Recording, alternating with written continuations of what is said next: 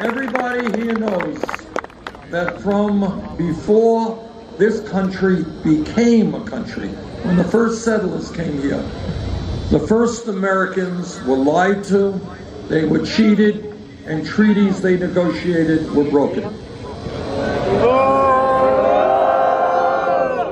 But everybody here also knows that we owe a debt of gratitude to the Native American community that we can never fully repay. We take it for granted, but many of the best parts of our culture come from the Native American people. And one of the lessons, the profound lessons that they have taught us, which we cannot and must not fail to heed, that lesson is that as human beings, we are part of nature. We must live with nature.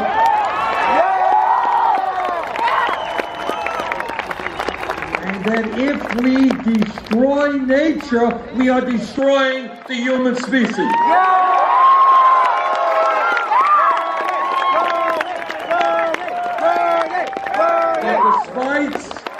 Despite all that they have given us, despite all that the Native American people have given us in reservations and in Native American communities all over this country, the poverty rate, the unemployment rate is tragically high, and we are seeing horrific levels of youth suicide. If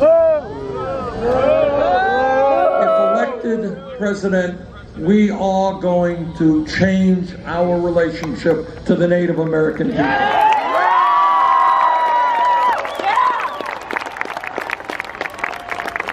I am a member of the U.S. Senate Committee on the Environment.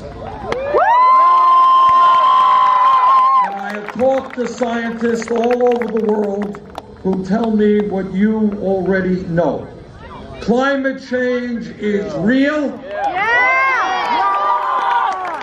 Climate change is caused by human activity, and in California, throughout our country and throughout the world, climate change is already causing devastating problems. And what the scientists also tell us is if we do not get our act together in the very near future, if we do not take on the fossil fuel industry and transform our energy system away from fossil fuel to sustainable energy and energy efficiency, a bad situation will only become much worse. They are telling us, what the scientists are telling us, if we don't move aggressively, we're going to be looking at more drought, more floods, more extreme weather disturbances, more acidification of the ocean,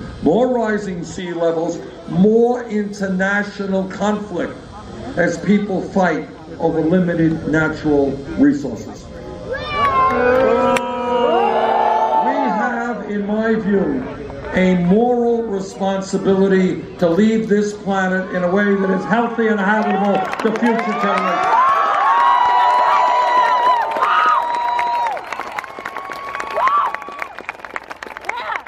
Here is how crazy this situation is. You have a Republican Party that not only has no ideas about how we combat climate change, they refuse to even recognize the reality of climate change.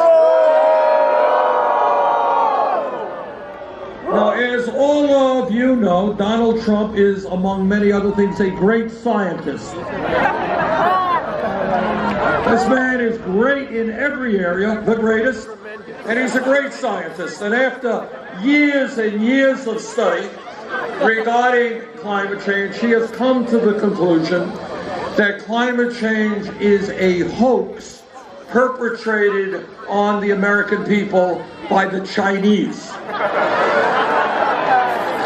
By the Chinese.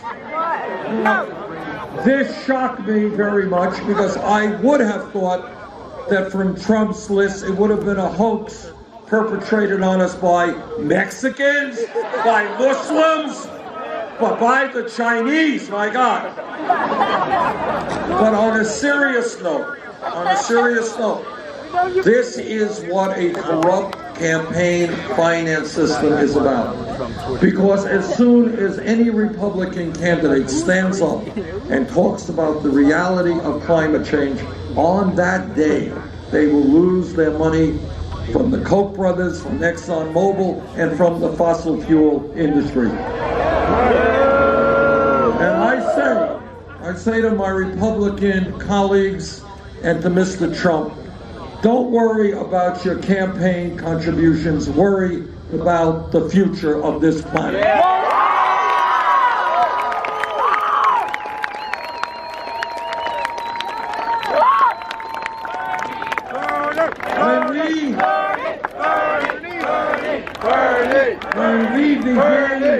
When we begin to reject the status quo, when we begin to think outside of the box, when we look at things in a different way than Congress or typical politicians or the corporate media tells us, then we ask ourselves some pretty simple questions.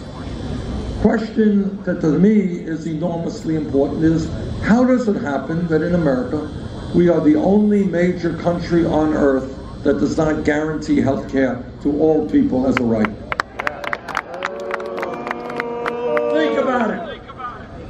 Germany does it, the United Kingdom does it, Holland does it, Scandinavia does it, Italy does it, Canada, I live 50 miles away from Canada, they do it. Why are we the only major country not to guarantee health care to all people?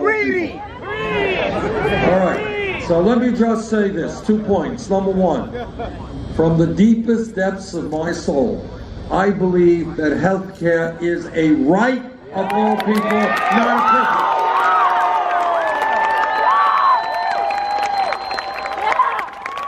And second of all, we are going to take on the private insurance companies and tell them they are not going to make billions in profit off human sickness.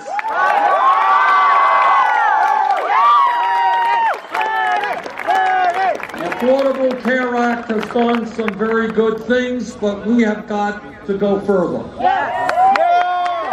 29 million Americans today have no health insurance. Anybody here without health insurance? There you go. Millions more are underinsured with high deductibles and high copayments. Anybody here with high deductibles? And every one of us is getting ripped off by the unconscionable greed of the pharmaceutical industry. Who charge us by far the highest prices in the world for prescription drugs at the same time as the top 5 drug companies made $50 billion in profit last year. So I have the not so radical idea that maybe the United States should join every other major country and guarantee health care to all people.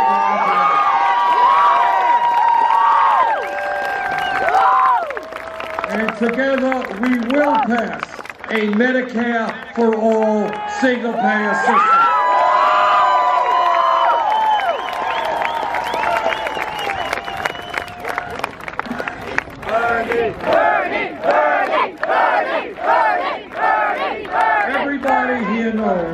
Everybody here knows